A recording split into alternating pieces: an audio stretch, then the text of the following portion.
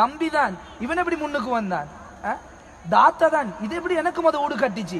இப்படி உள்ளத்துல கசடு. அல்லாஹ் சொல்றான், உறவு முறைகளுடைய விஷயத்துல என்ன பயந்து கொள்ளுங்க, உங்களோட உள்ளத்தில் உள்ளது எனக்கு தெரியும். ஒன்ன நல்லா ஞாபகத்துல வச்சு கொள்ளுங்க. இந்த துன்யால முன்னேறதுக்கு உண்டான ஆகப்பெரிய ஒரு வழி இந்த பாருங்க. அக்குன்னு எடுத்தாலும் சரி, பெரிய கொடி கட்டி பறக்கிற கோடீஸ்வரர்களுடைய பின்னணியை பாருங்க. நானா கடைக்குள்ள, தம்பி கடைக்குள்ள, மச்சான் கடைக்குள்ள, சகல கடைக்குள்ள, எல்லாம் ஒரே கடைக்குள்ள. இன்றைக்கு பெரிய கோடீஸ்வரர் இருக்கிறாங்க. ஏன்னா குடும்ப ஒத்துமை ஒரு காலமும் கைவிட்டதாக சரித்திரம் இல்லை. எப்ப நாங்க வெளியில ஒத்துமை போல காட்டிக்கொண்டு நடிச்சு கொண்டு உள்ளத்துல குடும்பத்துல ஒரு பகமை, சரி இவன் முன்னேற இப்படி இருந்தால் அல்லாஹ் எங்கட வாழ்க்கையில முன்னேற்றத்தை தர மாட்டான். ஏனென்றா இந்த உறவு முறைய நாங்க விரும்பி எடுத்தோண்டு இல்லை, அதை நல்லா விளங்கி கொள்ளும். இது அல்லாஹ் எங்களுக்கு சாய்ஸ் பண்ணி தந்தது.